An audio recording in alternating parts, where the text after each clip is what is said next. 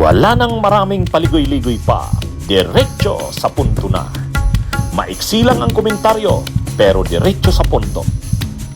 Maraming kuro-kuro, may tiwali, may totoo. Dito, sa puntong diretso tayo. Punto, diretso. Naglabas ang may nakita tayo ito, Ranking of Ultra Bilyonaryo 2025. Sa bagong ranking na ito, di ba dati, pag sinabi mong mga bilyonaryo sa Pilipinas, ang nangunguna dati si Villar, pero ngayon hindi na. Number 2 na lang si Villar. At ang layo, Si Enrique Razon ang nangunguna. Ang net worth ni Enrique Razon ay 13.4 billion. Si Manny Villar, 4.8 billion. Grabe.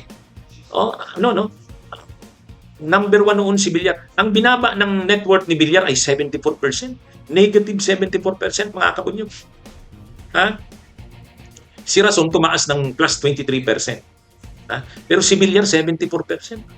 Ha? Ito na ito na siguro yung mga nangyaring ito sa pamilya ng Villar, bumagsak ang yaman, Dahil na ito sa mga problemang kinakaharap ng mga negosyo nila.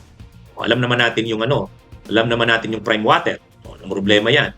Kahit yung kanilang Vistaland, yung kanilang real estate, maraming problema rin kasi yung overvaluation. Sobra-sobra yung valuation na linagay sa kanilang mga pag-aaring lupa. O ngayon naki-question ngayon.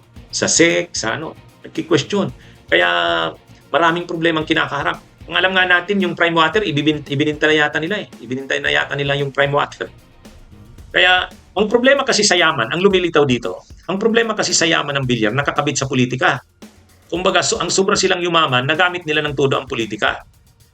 Yung kasing ibang mga negosyante, ginagamit din nila ang politika, kahit naman sila Razon, kahit sila Ramon Ang, Lusyutan, itong mga C. Pero, talagang yung yaman nila, galing sa makatotohanan, at honest ng yaman.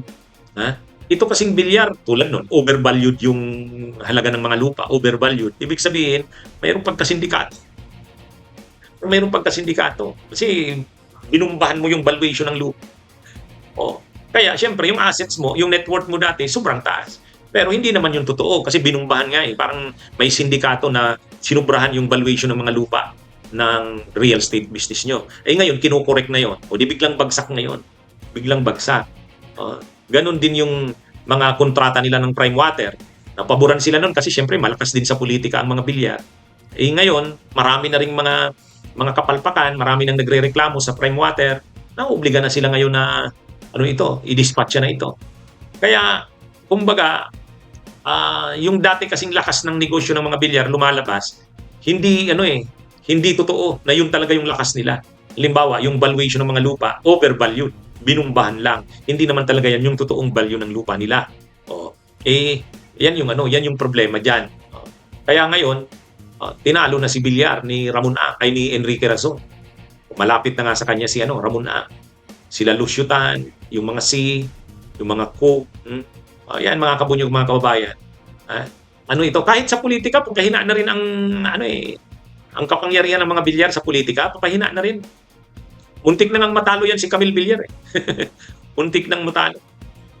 Lalo pa, ito pa. Lalo si Cynthia Villar tinalo na bilang kongresista sa Las Piñas 'Di ba? Tinalo siya ni Congressman Santos, yung councilor doon, city councilor Walang masyadong pera 'yon, pero tinalo si Cynthia Villar. Lalo na kapag si Mark Villar ay nadawit na ngayong taon sa mga anomalya. Pag nadawit na si Mark Villar sa mga anomalya at naimbestigahan yan, malaki na namang sakit ng ulo nila yan. Sa katunayan, yung tiyo ba yun? Yung tiyo ni Mark Villar, yung Aguilar, rin yun? Tumakas na yata Ang kalibalita, tumakas na sa Pilipinas, nasa ibang bansa na, parang Saldico na rin, parang Banuel Bunuan.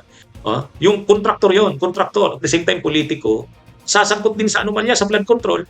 Ngayon, tumakas na yata yun. Yun, grabe. Kaya, ewan natin kung ano ang mangyayari ngayong taong 2026 sa pamilya ng Villar.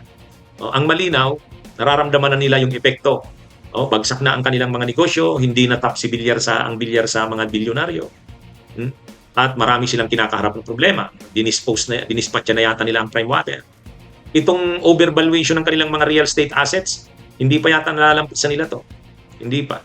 At itong kay Mark Villar, posible siyang masangkot dito sa mga anomalya sa flood control ngayong taong 2026. Problema to. At hindi lang sa kanila, kahit yung angkan ng Aguilar, yung isa nga tumakas na, pumunta na ng ibang bansa. Parang nakakarma yung mga Villar mula sa dating sobrang yaman, mayaman sa negosyo, malakas sa politika, ngayon papahina na sila. Papahina na. Nabanggit yan si Mark Villar ni Bernardo doon sa kanyang sinumpaang salaysay. Nabanggit yan. Kaya abangan natin kung anong susunod na mangyari. Okay mga kabunyog, mga kabayan, magandang araw po sa inyong lahat. Mabuhay po tayo. It's been a punishing year for Philippine equities, and the pain is felt at the very top. As markets slide, the country's richest face a rare shakeup. Only a handful of tycoons grow richer in 2025, while most watch billions evaporate. Leading the survivors is ultra-billionaire ports and gaming magnate Enrique Razon Jr. His net worth jumps 23% to $13.4 billion, driven by strong results at International Container Terminal Services Incorporated and related businesses. He's not alone. Other gainers include San Miguel Corporation's Ramon Ang, LT Incorporated's Lucio Tan, and Pure Gold co-founder Susan Poe. And edges up 3% to $3.7 billion. Tan climbs 18% to $3.3 billion, while Co gains 8% to $1.4 billion. But for most, it's a different story. The Philippine Stock Exchange ends a brutal year down 7.3% year-on-year to 60.52, a 5-year low. Among the hardest hit, property titan Manny Villar, whose net worth plunges about 74% to $4.8 billion. The C family heirs, Henry C. Jr., Hans C., Herbert C., Harley C., Tessie C. Coson, and Elizabeth C. all post year-on-year declines. Their combined losses reach about $2.4 billion, cutting their combined net worth to roughly $10.1 billion.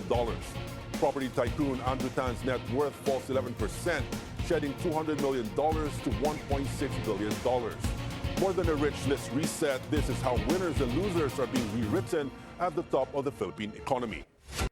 Bunyog, bunyog, halikan na kasama ka. Bunyog, kapag buklod ay may pag-asa. Luzon, Visayas, Mindanao, isa ang pananaw. Sa bagong Pilipinas ang bunyog isisigaw. Bunyog.